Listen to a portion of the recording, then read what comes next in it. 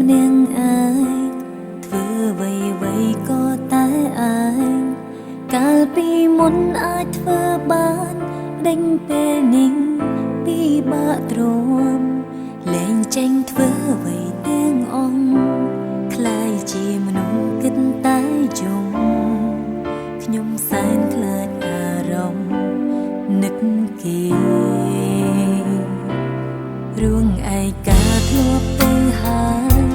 ព្រិញឡើយគេបង្ហាញខ្លួន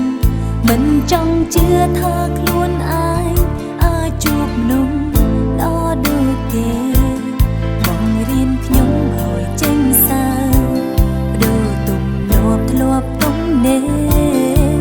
បដូររួចហើយក៏ចាកចោលខ្ញុំទៅវិញពេលនេះគេទៅហើយទៅដោយមិនវិលត្រឡប់គ្រប់យ៉ាងក៏ត្រូវបញ្ចប់គេស្អប់មនុស្សដូចជាខ្ញុំព្រមគេទៅបាត់ហើយតែរងនោះណាគេគិតថាល្អជាងខ្ញុំនៅពេលនេះខ្ញុំសូមយំលួងខ្លួនឯងមុនរួមនឹងឯងជាថ្មី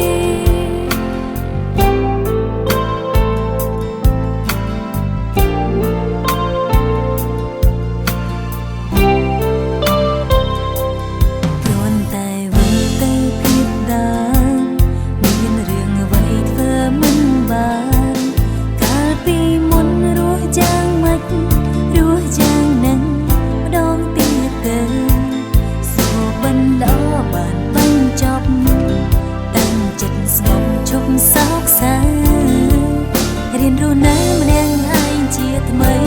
ម្ដងទៀតពេលនេះគេទៅហើយទៅដោយមិនវិលត្រឡប់គ្រប់យ៉ាងក៏ត្រូវបញ្ចប់គេស្អប់នោះដូចជាខ្ញុំរួងគេទៅបាត់ហើយតែរងមនុស្សអ្នកគេគិតថាល្អជាងខ្ញុំនៅពេលនេះខ្ញុំសូមយំលួងខ្លួនឯងមុនរួមនឹងឯងជាថ្មី